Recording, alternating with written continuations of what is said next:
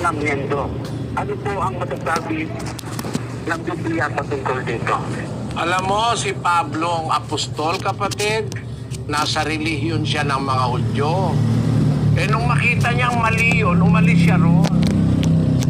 Kahit na yung kanyang mga magulang, mga kababayan niya, mga kamag-anak niya, ay taga roon sa relihiyon ng Hudyo, nung makita niyang mali, umalis siya roon eh. Basahin natin yung 1:13 ng Galacia. Sapagkat inyong nabalitaan ang aking pamumuhay ng nakaraang panahon sa relihiyon ng mga Hudyo, kung paanong aking inuusig na malapis at nilipol ang iglesia ng Diyos. At ako'y namumuna sa relihiyon ng mga Hudyo ng higit kaysa marami sa aking mga kasinggulang sa aking mga kababayan. Palibhasa'y totoong masikap ako sa mga salit-saling sabi ng aking mga magulang. Ngunit nang magalingin ng Diyos na siyang sa akin ay nagbukod, buhat pa sa tiyan ng aking ina, at ako'y tawagin sa pamamagitan ng kanyang biyaya. Naihayag ang kanyang anak sa akin upang siya'y aking ipangaral sa gitna ng mga hintil. Alam mo, sabi sa Biblia, si Pablo dati nasa relihiyon ng mga Hudyo. Pero tinawag siya ng Diyos, umalis siya sa relihiyon ng mga Hudyo.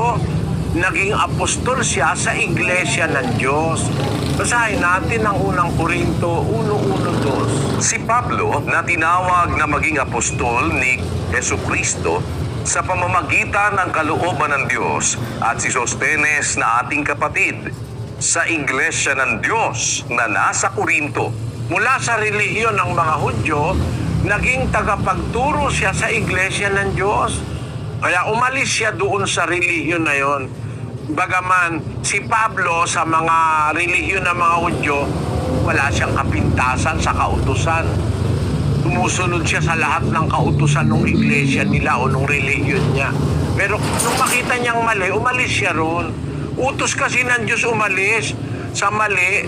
Kahit nasabihin mo pang ang babait ng mga taong kasama mo ay mabait lang pantao, sabi ng Diyos yun sa unang Korinto sa Kapitulo 1, ang sabi ng Diyos sa 19, sapagkat nasusulat, iwawalat ko ang karunungan ng marurunong at isasawala ko ang kabaitan ng mababait. Kasing mababait, mabait lang pantao sa nakikita mo. Pero yung kalooban, nakikita ng Diyos, hindi naman tunay na mabait, nagpapakunwari lang. 16:15 ng Lucas.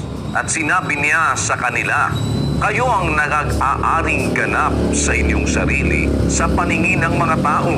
Datapwat nakikilala ng Diyos ang inyong mga puso, sapagkat ang dinadakila ng mga tao ay kasuklam-suklam sa paningin ng Diyos. Meron palang mabait, dakila sa mga tao kasi nagpapakitang tao, mabait siya. Pero kasuklam-suklam sa Diyos. Kaya sabi ng Diyos, isasawala ko ang kabaitan ng mababait. Merong mabait pakitang tao. Kung yun ang pagbabatayan mo, kaya ka magre-relihiyon, mali ang batayan mo. Kasi bait-baitan lang pala, nakatago. Pagka bait-baitan lang, hindi batayan yun ang sa relihiyon. Pagka nakita mong mali, kahit pa mabait pa, kahit ako mabait, halimbawa, mabait ako. Palagay mo, mabait ako, mali naman turo ko, lumayas kayo. Huwag kayo sasama sa akin. Kasi yun ang nakasulat, 16:17 ng Roma.